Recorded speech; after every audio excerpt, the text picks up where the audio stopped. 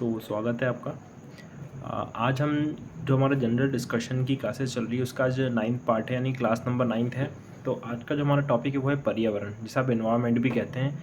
अगर आप बचपन से अगर आप 10th तक भी पढ़े तो आपने एनवायरनमेंट की बहुत सारी चीज़ों के बारे में पढ़ा होगा, जैसे कि ओजोन परत हो गई, है ना, हमारा सिस्टम हो गया, पृथ्वी हो गई, वायुमंडल हो गया, वगैरह वगैरह, पूरा आपके पर्यावरण में आता है। ठीक है, तो शुरू करते हैं इससे related questions, one liner.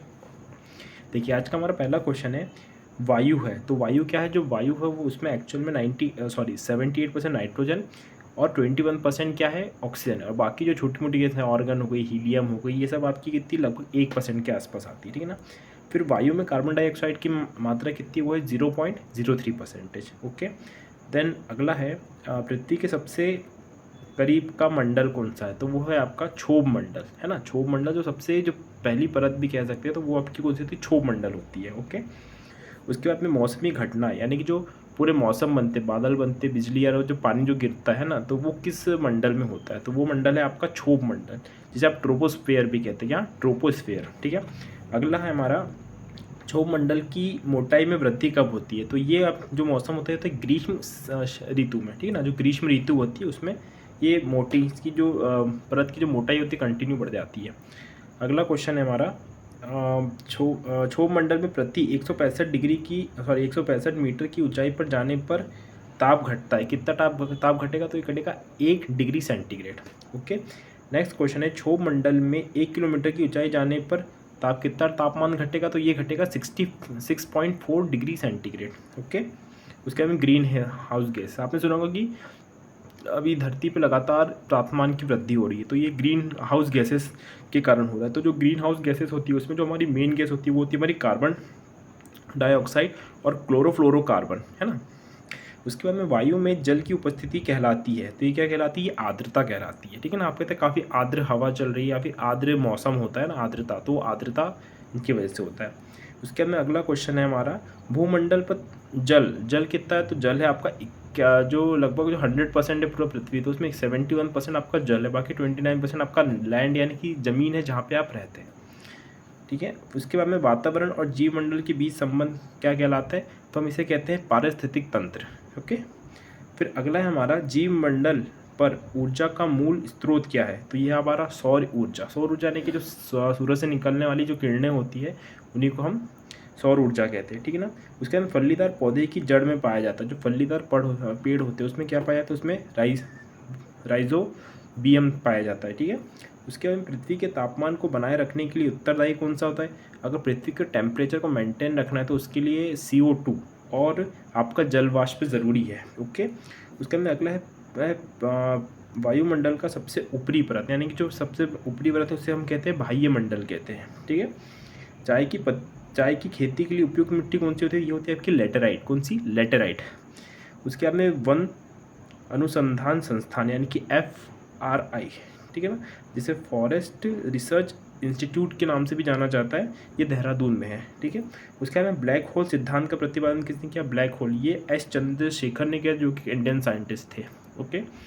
Then वायुमंडल की किस परत में तापमान समान रहता है? यानी कि ऐसा कौन सा मंडल है जहाँ पे आपका जो तापमान एकदम समान रहेगा? तो वो होता है आपका स्ट्रेटोस्फेयर। स्फेयर मतलब मंडल को स्फेयर कहते हैं। ओके। फिर उसके बाद में है आकाश का नीला रंग। ठीक है ना। जो आकाश का हमें नीला दिखता है, एक्चुअली नीला नहीं है, लेकिन जो नीला दिखाई देता है वो दिखता है प्रकीर्णन के कारण, है ना, एक घटना होती है। उसके बाद में विश्व पर्यावरण दिवस कब मनाया जाता है? तो ये मनाया जाता है 5 जून को। डन। उसके बाद ग्रीन हाउस प्रभाव आपको पता है कि कार्बन डाइऑक्साइड के कारण होती है। उसके बाद में वायुयान उड़ानों को आदर्श दशा पाई जाती है, यानी कि जो हमारे एरोप्लेन होते हैं वो किस मंडल में प्रॉपर उड़ेंगे और उनको सबसे लिए अच्छा मंडल कौन सा माना जाता है? तो वो आपका होता है समताप मंडल। ओके। उसके अंदर किसी भी पारिस्थितिकी तंत्र में सबसे अच्छी संख्या क्या होती है? प्रोड्यूसर की होती है ना, मुझे भी समझ में नहीं आया क्या है।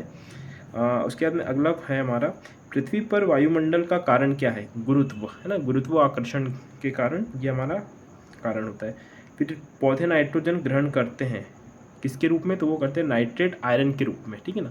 जो पौधे वो नाइट्रोजन भी ग्रहण करते हैं, लेकिन किस रूप में करते हैं? वो नाइट्रेट आयरन के रूप में करते हैं। ठीक है ना। फिर चिपको आंदोलन आपको पता है बहुत ही बहुत बड़ा आंदोलन हुआ था पेड़ों की कटाई को रोकने के लिए, तो जिसे हम चिपको आंदोलन कहते हैं। तो किससे संबंधित है? ये वन रक्षण से संबंधित है, ठीक है ना। उसके बाद में Indian institute of forest management की कहाँ है? तो ये भोपाल में है, जो कि मध्य प्रदेश की राजधानी है। ओके। उसके बाद में मौसम को प्रभावित करने वाले कारक कौन कौन से होते हैं? वो होते हैं ताप, हीट यानी कि टेम्परेचर, वायु यानी कि एयर, और वर्षा यानी कि वाटर। ये सबसे अधिक मौसम प्रभावित होता है कब? चक्रवातों से। जो चक्रवात आता है, आपने सुना होगा कि बंगाल की खाड़ी में कोई चक्रवात बन रहा है, तो चक्रवात के नाम भी होते हैं। तो वो चक्रवातों की वजह से बरसात काफ़ी इफेक्ट होती है आपकी, ठीक है। उसके बाद में सबसे अधिक मौसम प्रभावित कहाँ, उसके बाद परावैंगनिक किरणों से हमारी रक्षा कौन करता है? तो ये करती है ओजोन परत, आपने सुनी होगी, है ना, जिसे हम O3 है ना, ओजोन गैस कहते हैं। और उसका जो साइंटिफिक फॉर्मूला होता है वो होता है O, ऊपर O होता है और नीचे में 3 लिखा होता है, तो O3 गैस होती है। डन। उसके बाद में ओजोन परत नापने की इकाई कौन सी होती है? ये होती है डॉप्सन। क्या होती है? डॉप्सन, आपको पता है, डॉप्सन। उसके बाद में विश्व ओजोन दिवस कब मनाया जाता है? तो ये 16 सितंबर को मनाया जाता है। ओके। उसके बाद में विश्व वानिकी दिवस कब मनाया जाता है? तो यह मनाया जाता है आपका 21 मार्च को। डन। उसके बाद में ओजोन परत को नष्ट करने वाली गैस, है ना, जो ओजोन परत, आपने सुना होगा कि काफ़ी टाइम से हमारा जो ओजोन परत जो परत होती है उसमें काफ़ी बड़े बड़े छिद्र दिखे जा रहे हैं। शायद ये 1980 के बाद पहला ऐसे कभी देखा गया था, पहली बार ऐसा देखा गया था कि ओजोन जो परत है उसमें छिद्र हो गए, जिससे क्या होता है कि सूर्य से जो पराबैंगनी किरणें हैं ना, अल्ट्रावायलेट रेज होती है, वो हमारे पृथ्वी पे आती है और हमारी बॉडी पे पड़ती है। तो हमारी जो स्किन होती है, स्किन में बहुत सारे डिजीजेज यानी कि बहुत सारे बीमारी हमें होती है जो त्वचा संबंधित होती है, ठीक है। तो उसे बचाने रखने के लिए तो वो ऐसी कौन सी गैस है जो जिसकी वजह से ओजोन परत खतरे में? तो वो है आपकी क्लोरोफ्लोरोकार्बन, जिसे CFC भी कहते हैं ना। उसके बाद है रेडियो तरंगों एवं विद्युत तरंगे कहलाती है क्या? आयरन मंडल में, ठीक है। उसके बाद में है प्रकाश तरंगों के मापन की इकाई, ठीक है ना। अब जो आपके प्रकाश तरंग यानी कि जो लाइट वेव निकल रही है, तो उसको मापने की जो इकाई है वो क्या आती है? एंगस्ट्रॉन होती है। आर्मस्ट्रॉन भी कहते हैं और एंगस्ट्रॉन भी कहते हैं। आप पे डिपेंड है कि वो बोल रहे हैं कि ए बोल रहे हैं आप। देन उसके बाद में पृथ्वी के वायुमंडल का सर्वाधिक घनत्व कहाँ होता है? तो ये आयन मंडल में पाया जाता है। घनत्व मतलब डेंसिटी, है ना, मैक्सिमम डेंसिटी। उसके बाद में है भूपर्पट्टी का सर्वाधिक मात्रा में पाया जाने वाला तत्व कौन सा है? ऑक्सीजन, पता है आपको। उसके बाद में ब्रह्मांड में सर्वाधिक मात्रा में पाया जाने वाला तत्व ये क्या है? हाइड्रोजन, ठीक है। और पृथ्वी पर भी हाइड्रोजन काफ़ी मात्रा में पाई जाती है, ठीक है ना। उसके बाद में संचार का प्रसिद्ध कीटनाशक क्या है? तो वो है आपका DDT के नाम से आप जानते हैं, ठीक है ना। अम्लीय वर्षा का मुख्य कारण क्या है? सल्फर ऑक्साइड, जिसका फॉर्मूला होता है SO2, है ना। सल्फर ऑक्साइड को O2 लगा, ठीक है। सल्फर ऑक्साइड का फॉर्मूला होता है SO2।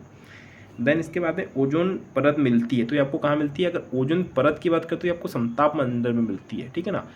और ये किससे सुरक्षा करती है? तो पराबैंगनी किरणों से। और इसके नष्ट होने का कारण क्या है? CFC यानी कि कार्बन, क्लोरोफ्लोरोकार्बन कहते हैं, ठीक है। उसके बाद में क्षारीय मृदा में उगने वाला पौधा क्या कहलाता है? तो ये कहलाता है हेलोफाइट। ओके। उसके बाद मरुस्थल में उगने वाला पौधा क्या कहलाता है? तो कुछ जीरोफाइट कहते हैं। उसके बाद में गैर परंपरागत ऊर्जा, यानी कि गैर परंपरागत का मतलब ये है कि जैसे कि अभी आप घर में बिजली बन रही है, आपके कहीं पे भी आसपास में कहीं बिजली बन रही है, आपके घर में जो बिजली आ रही है वो कोयले से बन रही है ना, या फिर न्यूक्लियर पावर प्लांट से बनती है। तो अभी जो सूर्य में जो आप सोलर प्लांट का यूज़ करते हैं ना, सूर्य ऊर्जा का, तो उससे जो बिजली बनती है उसी को हम कहते हैं सौर विकिरण, ठीक है ना। फिर संचार उपग्रह किस मंडल में उपस्थित होते हैं? ये क्वेश्चन बहुत अच्छा है कि जो आपके सैटेलाइट है जो इंडिया में इसरो के थ्रू छोड़े जाते हैं, तो वो किस आपके स्फीयर में जाके रुकते हैं या फिर कौन से? तो वो आप उसे कहते हैं आप आयन मंडल में, ठीक है। तो आज के लिए इतना ही, धन्यवाद।